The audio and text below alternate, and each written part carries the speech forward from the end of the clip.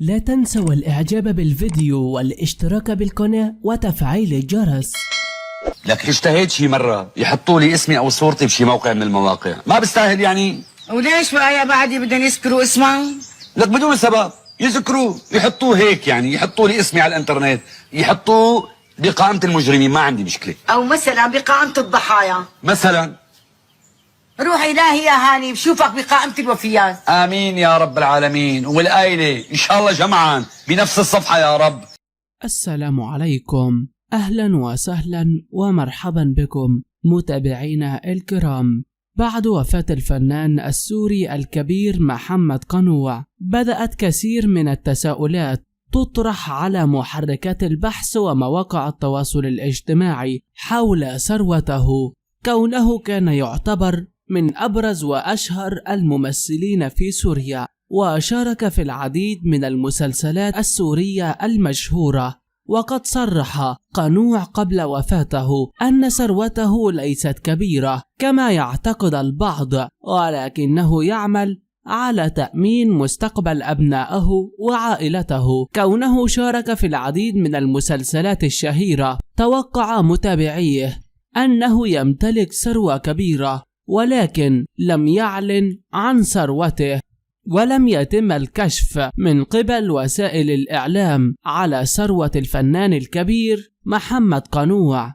الفنانة منى واصف تنهار من البكاء في عزاء الفنان السوري الراحل محمد قنوع، وتنطق بكلمات تعبر عن الوجع. وقالت واصف إنها تشعر بالتعب وهي تودع زملائها وشركائها من الوسط الفني على اعتبار أنها الأكبر سنا. تشعر بالتعب منذ أن توفي المخرج حاتم علي، مضيفة: لم ألتقي بالراحل منذ عامين، لكننا تكلمنا سويا منذ شهر. اتصل بي وكأنه كان يودعني. كنت أرغب أن أعبر له عن سعادتي بالدورين اللذين قدمهما في مرمى العز والعربجي. ما كان لازم يموت لا هون ولا هون. واستحضرت مسيرتها مع آل قنوع منذ البدايات، معددة سمات الراحل. محمد كان مثالا يتمتع بالأخلاق والالتزام والطموح والأدب والانتماء. وفي كلماتها المؤثرة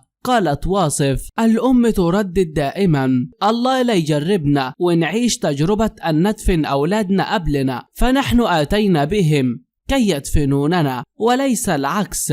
الجنازة التي حظي بها الراحل أكبر دليل على محبة الناس له.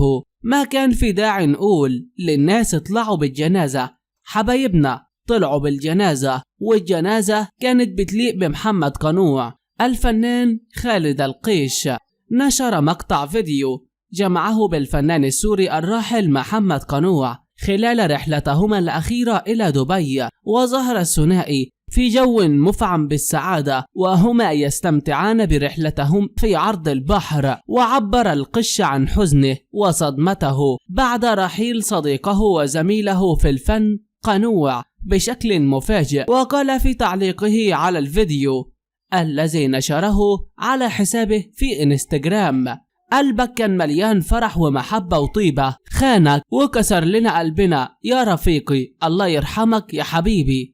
أمنية محمد قنوع تتحقق بعد وفاته.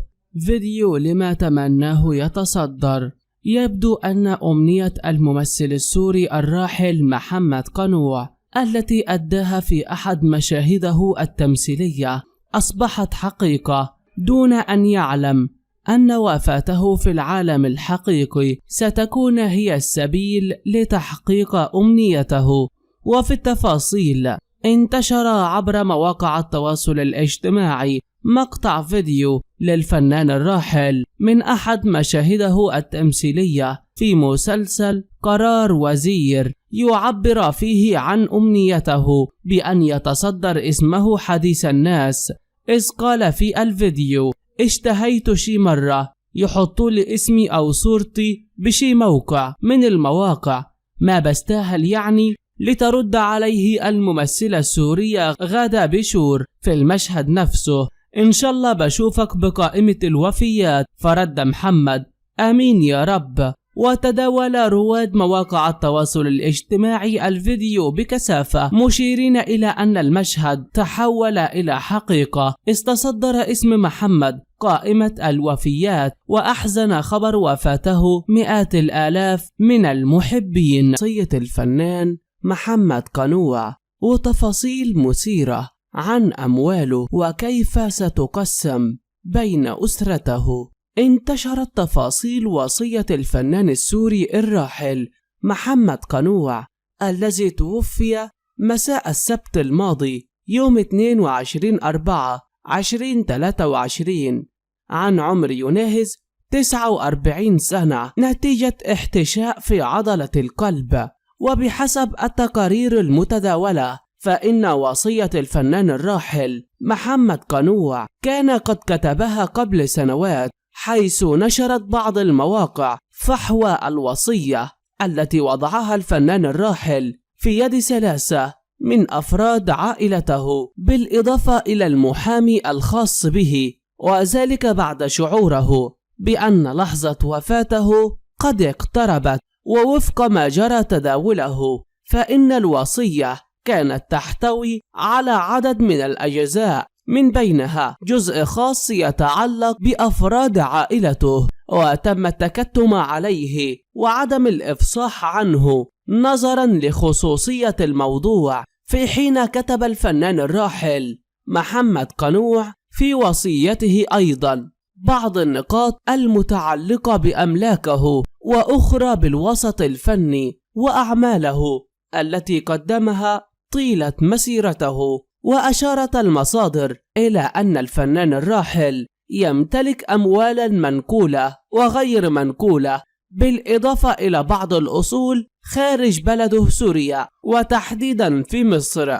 وأوصى الراحل محمد قنوع أن تذهب 3/4 هذه الأموال لزوجته كونها المسؤولة عن أولاده 4، بينما أوصى بأن يتم التصرف بالربع المتبقي من أمواله لصالح عدد من الجمعيات الإنسانية، ولا سيما المعنية بمرضى السرطان والجمعيات التي تهتم بالأيتام. وشيع جثمان الفنان الراحل عصر الأحد في العاصمة السورية دمشق، حيث خرج من مشفى دار الشفاء، وتمت الصلاة عليه بعد العصر في مسجد المزة الكبير الشيخ سعد ليوار السرى في مقبرة المزة.